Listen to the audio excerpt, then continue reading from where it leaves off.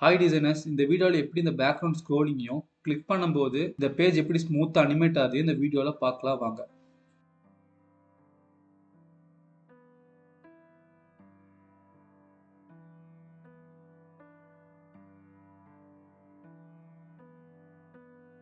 வீடியோக்குள்ளே போகிறதுக்கு முன்னாடி மறக்காம நம்ம சேனலை சப்ஸ்கிரைப் பண்ணிருக்கேன். இந்த டிசைனுக்கு தேவையான ஹெட்டரையும் பின்னாடி ஒரு பர்சனோட இமேஜ் எடுத்திருக்கேன். இப்போ நம்ம டிசைனை ஸ்டார்ட் பண்ணலாம். ஃபர்ஸ்ட் என்ன பண்ணலாம்னா ஃப்ரேம் சூஸ் பண்ணிக்கலாம். ஃப்ரேமை கிளிக் பண்ணிட்டு டெஸ்க்டாப் செலக்ட் பண்ணிக்கோங்க. டெஸ்க்டாப் செலக்ட் பண்ணிட்டு இதோட வித்தை வந்து நான் எப்பவுமே 1920 சூஸ் பண்ணிப்பேன். எடுத்துகிட்டு இதுக்கு வந்து நம்ம கிரிட் ஆட் பண்ணிக்கலாம். ஸோ கிரிட் கிளிக் பண்ணிக்கோங்க. இதை கிளிக் பண்ணிட்டு இங்கே கிரிட்டுக்கு பதிலாக காலம்ஸ் கிளிக் பண்ணிக்கோங்க. அதே மாதிரி இந்த காலம்ஸில் வந்து ஃபஸ்ட்டில் வந்து கவுண்டில் வந்து 12 எடுத்துக்கோங்க. மார்ஜினில் வந்து 96, கட்டரில் வந்து 24. இது வந்து நான் யூஸ் பண்ணுற கிரிட் சிஸ்டம். உங்களுக்கு எந்த கிரிட் சிஸ்டம் யூஸ் ஆகுமோ அதை நீங்கள் சூஸ் பண்ணிக்கலாம். நான் எல்லாத்துக்கும் இந்த கிரிட் சிஸ்டம் தான் யூஸ் பண்ணுவேன். ஓகே, இப்போ என்ன பண்ணலாம், நம்ம ஏற்கனவே டிசைன் பண்ணி வச்சிருக்க ஹெட்டரை வந்து நம்ம டிசைனில் ஆட் பண்ணிக்கலாம். ஓகே, இப்போ என்ன பண்ணலாம்னா நம்ம பேக்ரவுண்ட் கலரை வந்து பிளாக்காக ஃபுல் பிளாக் மாற்றிக்கலாம். இப்போ வந்து ஹெட்டரும் இந்த பேக்ரவுண்ட் கலரும் மெர்ஜ் ஆகிருக்கும். வெறும் டெக்ஸ்ட் மட்டும் நம்மளுக்கு மேலே ஹைலைட்டாக காட்டும். இப்போ என்ன பண்ணலாம்னா நம்ம ஏற்கனவே எடுத்து வச்சிருக்க இமேஜ் வந்து ஆட் பண்ணிக்கலாம். இது வந்து சென்டராக வச்சுக்கோங்க. நெக்ஸ்ட் நம்ம என்ன பண்ணலாம்னா பின்னாடி ஸ்க்ரோலிங் அனிமேஷன் ஆட் பண்ணுறோம். அதுக்கு இப்போ என்ன பண்ணலாம்னா ஒரு சர்க்கிள் எடுத்துக்கோங்க. சர்க்கிள் வந்து இந்த மாதிரி ரெடி பண்ணி வச்சுக்கோங்க. இந்த சர்க்கிள் வந்து கொஞ்சம் பெருசாக வச்சுக்கோங்க.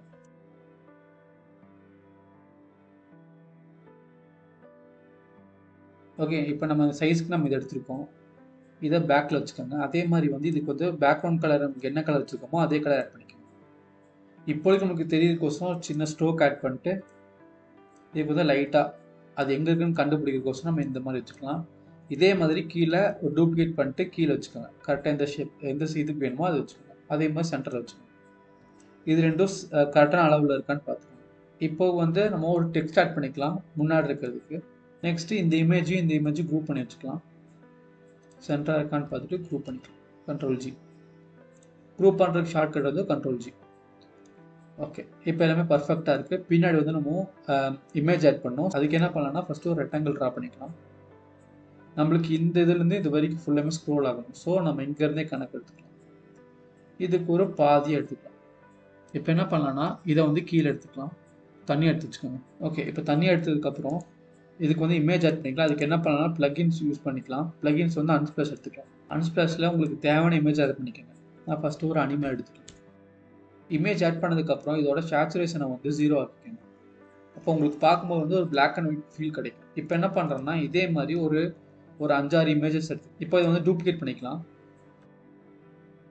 ஓகே, இதை டூப்ளிகேட் பண்ணிட்டோம். இதை ஒவ்வொரு டூப்ளிகேட் பண்ண இதுக்கும் ரெக்டாங்கிளுக்கும் நம்ம வந்து ஒரு இமேஜ் ஆட் பண்ணிக்கலாம். உங்களுக்கு என்னென்ன இமேஜஸ் வேணுமோ அதில் ஆட் பண்ணிக்கோங்க. நான் இந்த வீடியோ கொஞ்சம் ஃபாஸ்ட்டாக பண்ணிக்கிறேன். ஓகே, இப்போ எல்லாத்துக்கும் நீங்கள் இமேஜ் ஆட் பண்ணதுக்கப்புறம் எல்லாத்தையும் செலக்ட் பண்ணிட்டு குரூப்பாக ஃப்ரேம் பண்ணிக்கோங்க. நான் ஃப்ரேம் பண்ணிக்கிறேன். ஓகே, இப்போ என்ன பண்ணுறேன்னா இந்த ஃப்ரேமை மறுபடியும் டூப்ளிகேட் பண்ணிக்கோங்க. ரெண்டுத்தையும் டூப்ளிகேட் பண்ணிட்டு கேப் இல்லாமல் ஃபுல்லாக அட்டாச் பண்ணிட்டு ரெண்டுத்தையும் செலக்ட் பண்ணிட்டு ஃப்ரேம் பண்ணிக்கணும். இதோட கேப் வந்து 0வாக இருக்கும். ஓகே, இப்போ என்ன பண்ணலான்னா கரெக்டாக ஒரு பாதி இமேஜுக்கு வர மாதிரி செகண்ட் இமேஜில் பாதி வர மாதிரி வச்சுக்கோங்க. இப்போ என்ன பண்ணலான்னா இதுக்கு வந்து காம்பவுண்ட் ஆட் பண்ணிக்கலாம். ஃப்ரேமை கிளிக் பண்ணிட்டு மேலே வந்து காம்பவுண்ட் இருக்கும், கிளிக் பண்ணிக்கோங்க. மறுபடியும் ஒரு ப்ளஸ் கொடுத்துட்டிங்கன்னா இன்னொரு வேரியண்ட் வந்துடும். இப்போ செகண்ட் வேரியண்ட் என்ன பண்ணுறீங்கன்னா இந்த 2 ஃப்ரேமே செலக்ட் பண்ணிக்கோங்க. கரெக்டாக ஃபஸ்ட் இமேஜ் வர மாதிரியே செகண்ட் ஃப்ரேமில் இருக்க ஃபஸ்ட் இமேஜ் வரணும். நான் எப்படி பண்ணுறேன்னு அதே மாதிரி பண்ணிக்கோங்க. இப்போ ஃபஸ்ட்டு ஃப்ரேமோட இமேஜ் முடிஞ்சு இப்போ செகண்ட் ஃப்ரேமோட ஸ்டார்ட் ஆகுது. ஸோ செகண்ட் ஃப்ரேமில் ஃபஸ்ட் இமேஜையும் ஃபஸ்ட்டு ஃப்ரேமில் இருக்க ஃபஸ்ட் இமேஜை ஒரே மாதிரி இருக்க மாதிரி வச்சுக்கோங்க. ஓகே, இப்போ இது ரெண்டுமே ஒரே மாதிரி இருக்கா? ஸோ அப்படி தான் இருக்கணும். இப்போ என்ன பண்ணலான்னா ப்ரோடைப் ஆட் பண்ணிக்கலாம். இந்த ப்ரோடைப் கிளிக் பண்ணிட்டு ஃபஸ்ட்டு வேரியண்ட்டையும் செகண்ட் வேரியண்ட்டையும் கனெக்ட் பண்ணிக்கோங்க. ஆஃப்டர் டிலே 1 millisecond கொடுத்துக்கோங்க. இங்கே வந்து ஸ்மார்ட் அனிமேட்டில் லீனியர் கிளிக் பண்ணிட்டு இருக்கிறதுலே ஹையஸ்ட் வேல்யூ 10,000 கொடுத்துருங்க. அதே மாதிரி செகண்ட் வேரியண்ட்டையும் ஃபஸ்ட் வேரியண்ட்டையும் கனெக்ட் பண்ணிக்கோங்க. After delay 1 millisecond. இங்கே என்ன பண்ணுறீங்கன்னா இன்ஸ்டன்ட் கொடுத்துக்கோங்க. ஸோ அப்போ தான் உங்களுக்கு எந்த டிலே இல்லாமல் லைனாக உங்களுக்கு ரொட்டேட் ஆகிட்டு இருக்கும். இதை காப்பி பண்ணிட்டு உங்கள் டிசைனுக்குள்ளே அட்டாச் பண்ணுவோம். இதை வந்து பேக்கில் வச்சுக்கோங்க. ஓகே, இப்போது இந்த சர்க்கிளுக்கும் இதுக்கும் சென்டராக வச்சுக்கோங்க. அதே மாதிரி இதையும் அட்ஜஸ்ட் பண்ணிக்கோங்க. அதே மாதிரி இது ரெண்டும் சேமாக இருக்கான்னு ஒரு டைம் செக் பண்ணிக்கோங்க. செக் பண்ணதுக்கப்புறம் இங்கே வச்சுருக்க சர்க்கிளோட ஸ்டோக்கை வந்து ரிமூவ் பண்ணிடுங்க. ரிமூவ் பண்ணிட்டு உங்கள் ப்ரோடைப் செக் பண்ணி பாருங்க.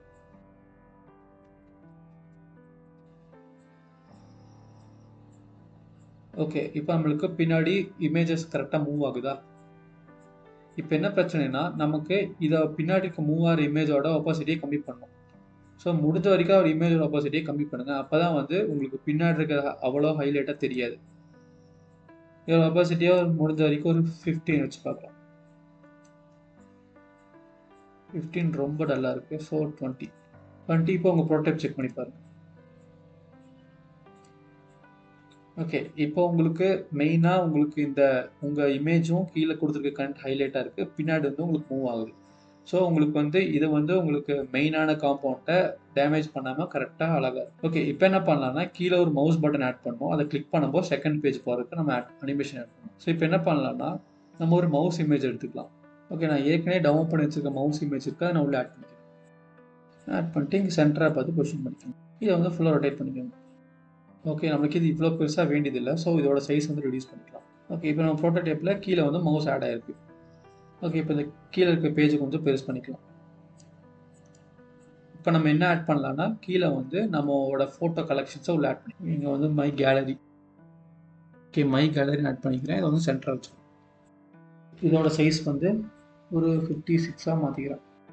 இப்போ என்ன பண்ணலாம்னா நம்ம ஃபோட்டோ ஆட் பண்ணுறதுக்கு இப்போ நம்மளோட கேலரியில் வந்து தனித்தனியாக பிரித்து வச்சுக்கலாம். ஒன்று வந்து sports photography, food photography, travel ஃபோட்டோகிராஃபின்னு தனித்தனியாக பிரித்து வச்சுக்கலாம். ஸோ நம்ம அதுக்கு என்ன பண்ணலாம்னா ஒரு ரெக்டாங்கிள் ட்ரா பண்ணிக்கலாம்.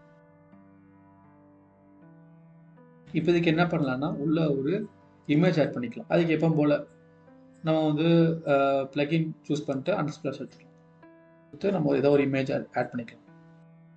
அதே மாதிரி இதோட இமேஜோட சேச்சுரேஷனை 0 வைக்கலாம். இப்போது இதுக்கு வந்து நம்ம மவுஸை உள்ளே ஹோவர் பண்ணும்போது இதுக்கு ஒரு அனிமேஷன் ஆட் பண்ணலாம். பார்க்கும்போது நல்லாயிருக்கும்.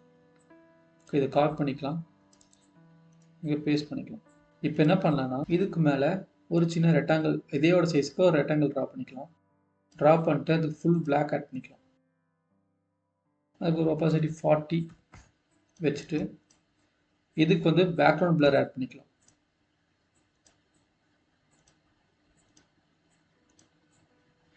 ஒரு 8ன்னு வச்சுக்கலாம். ஓகே, இப்போது இதுக்கு வந்து ஒரு டெக்ஸ்ட் ஆட் பண்ணிக்கலாம். இதோட கலர் வந்து ஒயிட்டாக மாற்றிட்டு சென்டராக வச்சுக்கலாம்.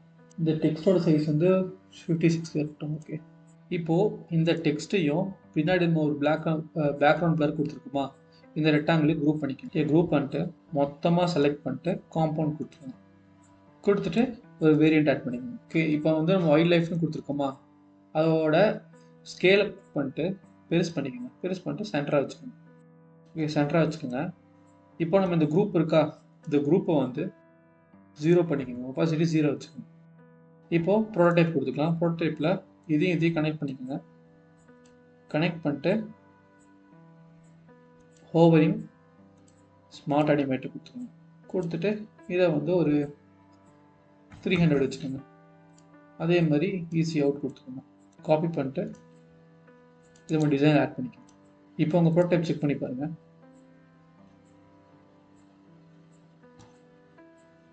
ஓகே, இப்போ வந்து டெக்ஸ்ட் வெளியிலேருந்து வருது. ஸோ என்ன பண்ணலான்னா இதுக்கு வந்து கிளிப் கனெக்ட் கொடுத்துக்கோங்க. எல்லாத்துக்கும் கிளிப் கனெக்ட் கொடுத்துக்கோங்க. ஓகே, இப்போ உங்களுக்கு செக் பண்ணி பாருங்கள், கரெக்டாக இருக்கும். இப்போ இதை பார்க்கும்போது நல்லா இருக்கா? இதே மாதிரி எல்லாத்துக்கும் ஆட் பண்ணிக்கணும். இப்போ என்ன பண்ணுறோன்னா இந்த காம்பவுண்ட்டை 4 டூப்ளிகேட் பண்ணிக்கணும்.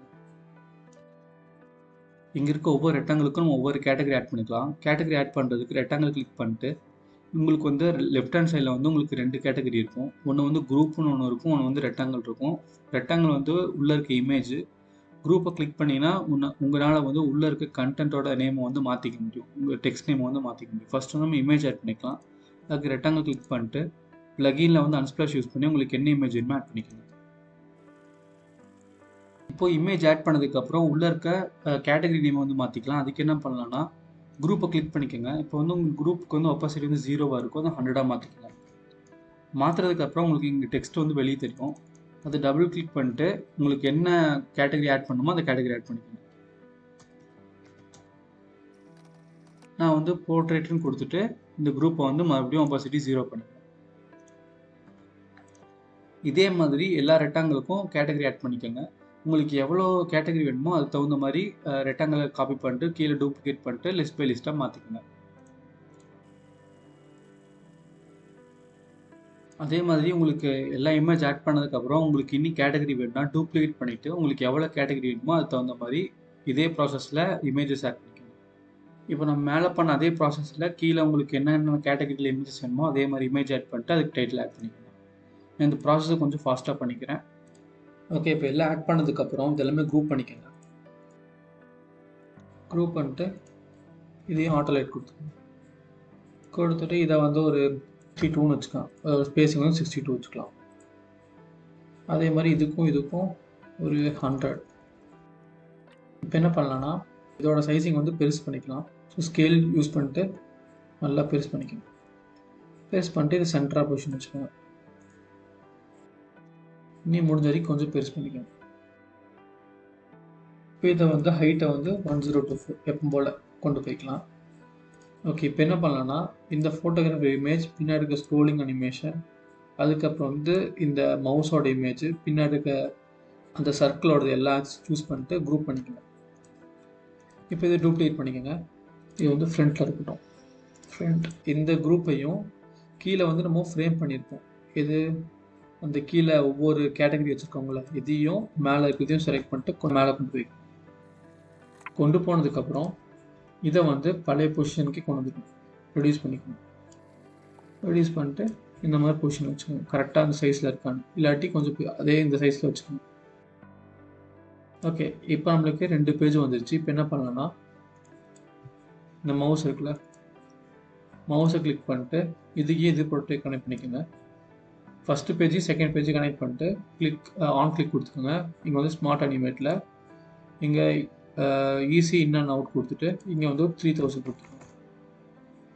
அதே மாதிரி இந்த லோகோ இருக்குல்ல அதையும் இதை கிளிக் பண்ணிக்கோங்க. அதே ப்ரோட்டோடைப்பில் கனெக்ட் பண்ணிக்கோங்க. இப்போ உங்கள் ப்ரோட்டோடைப் செக் பண்ணி பாருங்கள்.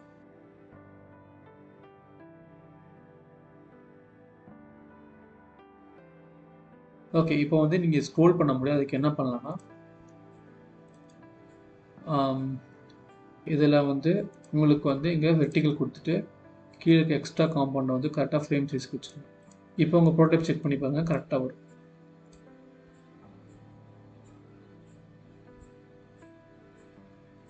ஓகே, கீழே ஸ்க்ரோல் பண்ணுங்கள், உங்களுக்கு எல்லாமே வரும். ஓகே, இப்போ உங்களுக்கு தேவையான டிசைன் கிடச்சிருக்கும். உங்களுக்கு இந்த வீடியோ யூஸ்ஃபுல்லாக இருந்துச்சுன்னா மறக்காமல் நம்ம சேனலை சப்ஸ்கிரைப் பண்ணுங்கள், லைக் பண்ணுங்கள், உங்கள் டிசைன் ஃப்ரெண்ட்ஸ்க்கு ஷேர் பண்ணுங்கள், மறக்காமல் கமெண்ட் பண்ணுங்கள்.